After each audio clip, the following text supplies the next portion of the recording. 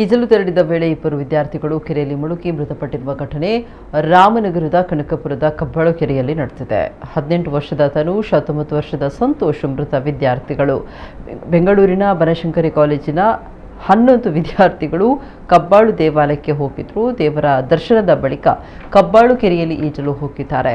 ಈ ವೇಳೆ ಓರ್ವ ವಿದ್ಯಾರ್ಥಿ ನೀರಿನಲ್ಲಿ ಮುಳುಗಿದ್ದು, ಆತನನ್ನು ರಕ್ಷಣೆ ಮಾಡಲು ಹೋದ ಮತ್ತೋರ್ವ ವಿದ್ಯಾರ್ಥಿ ಕೂಡ ನೀರಿನಲ್ಲಿ ಮುಳುಗಿ ಸಾವನ್ನಪ್ಪಿದ್ದಾನೆ ಅಂತ ತಿಳಿದು ಬಂದಿದೆ. ಘಟನಾ ಸ್ಥಳಕ್ಕೆ ಸಾತ್ನೂರು ಪೊಲೀಸರು, ಅಗ್ನಿಶಾಮಕ ದಳದ ಸಿಬ್ಬಂದಿ ಭೇಟಿ ನೀಡಿ ಕಾರ್ಯಾಚರಣೆ ನಡೆಸಿ ಮೃತದೇಹಗಳನ್ನು ಮೇಲೆತ್ತಿದ್ದಾರೆ.